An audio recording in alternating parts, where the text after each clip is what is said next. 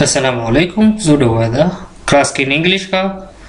A favorite subject. Favorite subject wa maadada jeceshahay. What subjects did you learn in school? Maadooyinka ayaad ku baratay schoolka. I learned math, science, physics, biology, geography,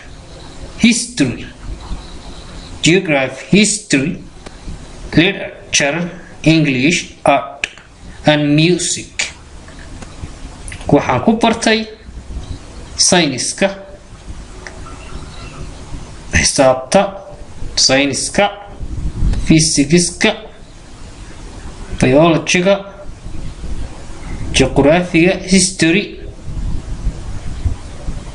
iyo suugaanta,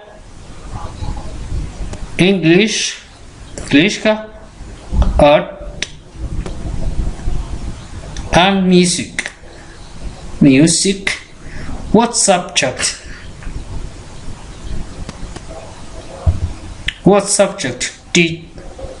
did you like the most when you were at school? What subject did you like the most when you were at school? Were you good at it?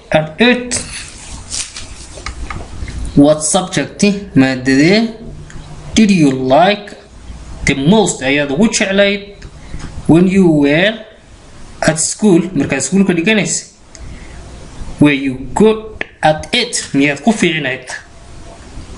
I like biology the most. waxaan ugu jeclaa biologyga, although inkastoo I was excellent at literature, inkastoon aada ugu fiicnaa suugaanta. maanaa maadada ugu jeclaa laakiin kuma fiicnayn, waxaa kaga fiicnaa maadada kale.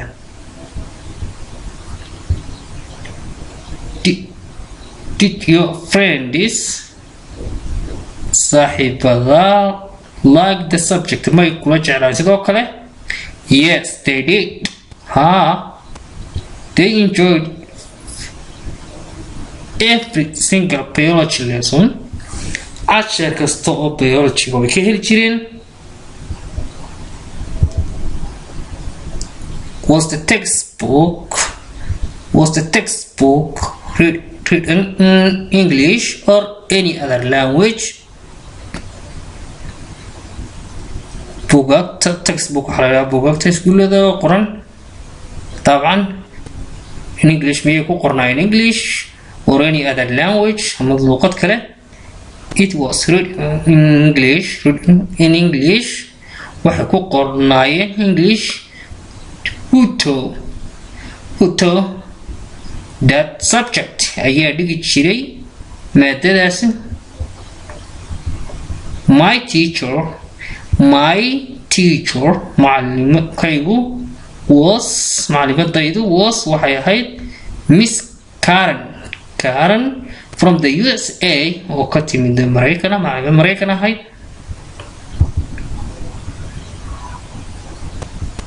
How was that subject helpful to you?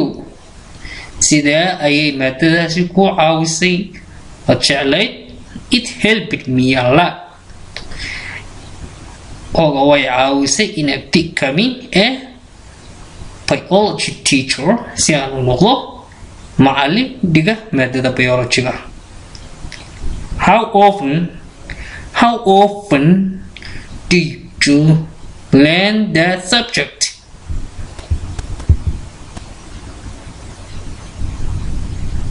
I often had biology lessons 5 weeks. How often did you learn that subject?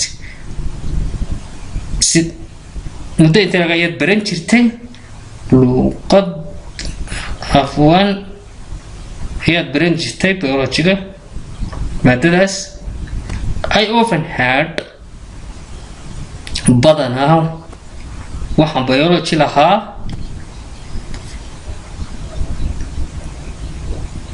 lesson 5 times biology. Our biology lessons waxay casharada biology waxaan qaadan jiray 5 times a week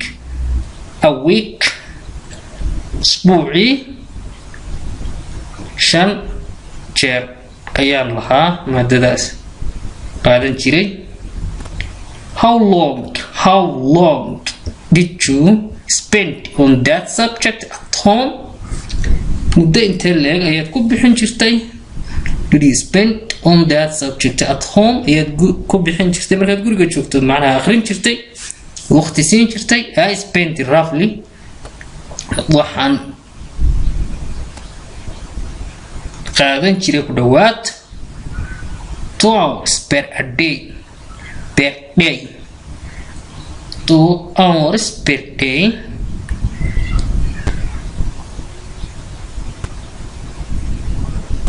hours هذا ولا بتغيا هشتا hours per day 2 saacadood ayaan baran jiray study biology at home ayaan guriga ku qaadan jiray.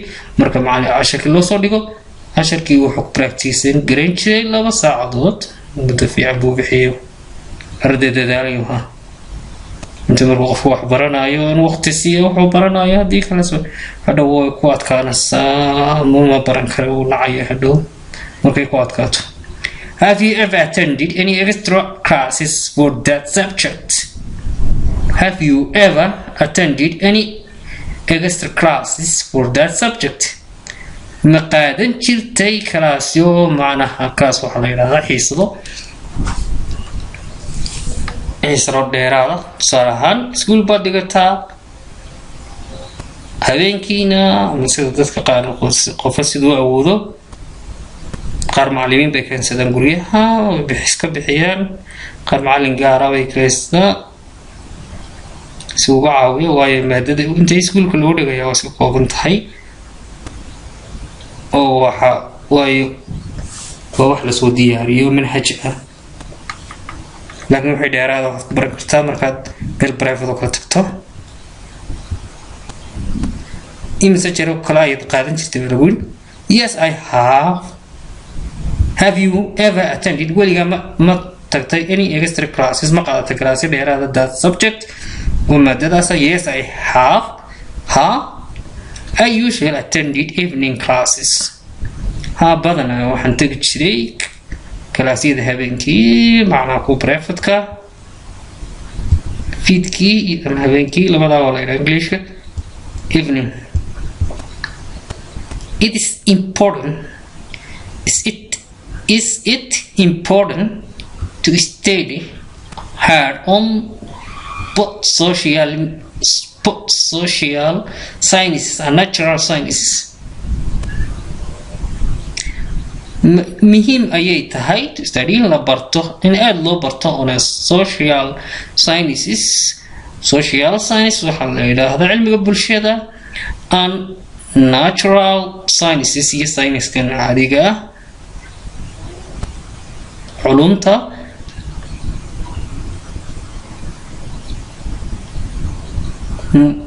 su-aasha la weydiiyey ma muhiim bay tahay? No, it is not. maya ma aha muhiim. Students should study. ardaydu waa inay bartaan. student waa ardaygii should study waa inay bartaan on the what they like, kuwa ay jecel yihiin. inta qof walba wuxuu jecel yahay baran karaa.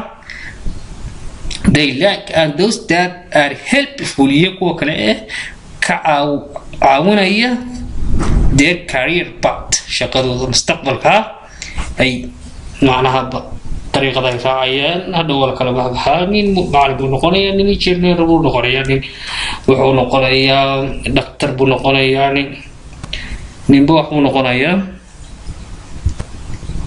career path ka la yiraahdo macnaheedu hadhow طريقة qaadanaya hadhow waxbarashada.